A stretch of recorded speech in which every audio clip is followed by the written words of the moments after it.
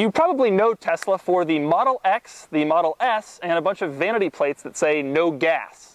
But before all that, there was this, Tesla's first car, the Tesla Roadster. Now this Roadster comes to us from a viewer named Eric in Syracuse, New York, who sent me an email asking if I wanted to come drive his Tesla Roadster.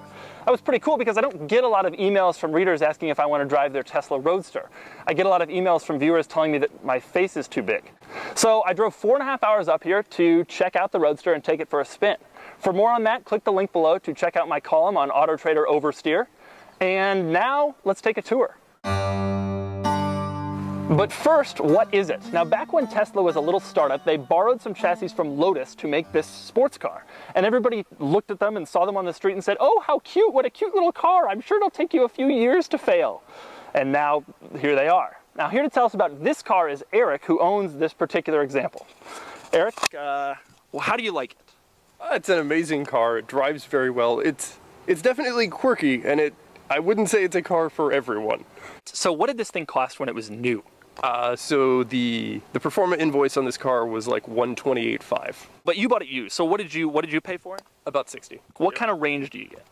You can get about 220 miles, assuming you don't go over like 55 or 60. Around town, if you're stomping on it, maybe 100. If my battery goes dead, I'm like 6 hours. How long does it take if you want to just plug it into like a wall socket for like a toaster?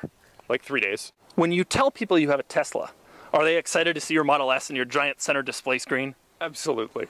And then you're like, no, it's not like that. So, do people know what it is when you're driving around town? Around here, lots of people think it's a Lotus. I've had some people ask me if it was a Corvette, which was a little strange. Do the Lotus people ever talk to you? Most of the Lotus owners I've met have been pretty accepting of it. Like, yeah, you know, Lotus is actually producing things. That's good. Have you had any problems with it? So it stranded me once.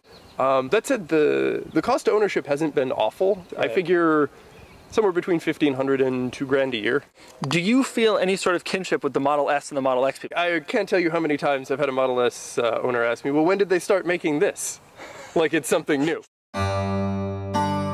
One of the Tesla Roadster's most interesting quirks is just how much it shares with the Lotus Elise, including the steering wheel, the climate vents, the parking brake, and the turn signal stalk.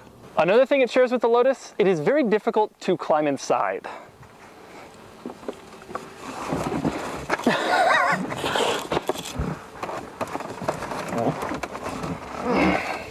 But there are things about the Tesla that are a lot more luxurious than in the Lotus. For example, it has a cup holder. There are also heated seats. There's traction control, an iPod connector, and an automatic transmission. Now, some of my favorite quirks about this car are in the trunk. And by the way, contrary to popular belief, it does have a trunk. And actually, it's a fairly substantial one. For example, the trunk latch is from Ford, a fact that Tesla did not go to great lengths to conceal. There's also a system that cycles coolant to the battery even when the car is off in certain circumstances, so you can hear it bubbling even when you're just parked. The trunk is also where you access the battery, which contains my favorite warning label that I've ever seen on a car. Here's another interesting quirk about this car. It has a completely different charging system than the Model S and Model X. For one thing, it cannot be supercharged at the Tesla superchargers. Also, it has a completely different charge port than both the Model S and Model X and a regular electric car like the Nissan Leaf, completely separate. So, if you want to charge this car on a Model S or a Model X charging station, you need an adapter. If you want to charge this car on a Nissan Leaf charging station, you need an adapter. These adapters are not manufactured by Tesla. They're made by some guy in Vermont who is a lifesaver to Roadster owners. And then there are the door handles. Now, the standard door handles are these slick little electronic things. You pull them and the door opens. It's pretty simple. But you will notice that there is no keyhole on the exterior of the car. So how do you open the car if the electronic fails or if the battery in the key fob dies? Fortunately, Tesla thought of this and they devised a solution, although it isn't a very graceful one.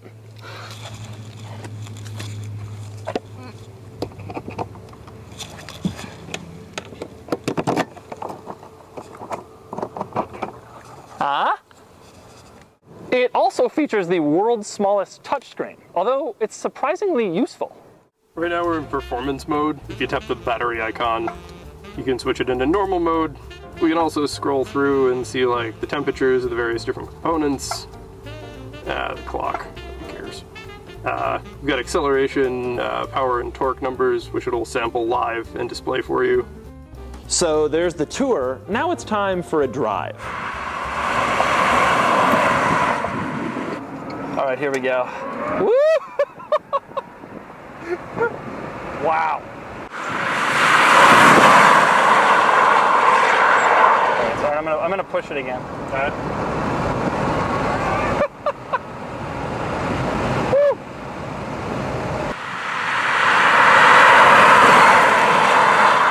It's got that feeling you get right before you're about to lift off when you're on a jetliner and you're looking out the window. The thing about the making no sound is that it could almost get you in trouble. It's like, well, I'm not making any sound. I don't know where my limits are, you know? It has to be all visual. You do develop a feel for it. Yeah. The ride doesn't strike me as that bad. I feel like the Lotus rode harder. Ah, it's weighted differently than the Lotus for sure. For one thing, it weighs 1,000 pounds more. Yeah. Brakes. Boy, the brakes don't do anything additional unless you're really deep into the pedal. The seat is a lot more comfortable than the Lotus. That helps. It is, I mean, you are a little bit constrained movement-wise. You can see we're like, right? The pedals are real small. It's hard to get both of my feet in there. The acceleration is massive. I'm blown away by how crazy it is. I never knew they were this fast. So there you have it. You knew about the Model S, you knew about the Model X, and now you know about the mysterious original Tesla, which may just be the coolest and most exciting of them all. For more of my thoughts, check out my column on Auto Trader Oversteer by clicking the link below.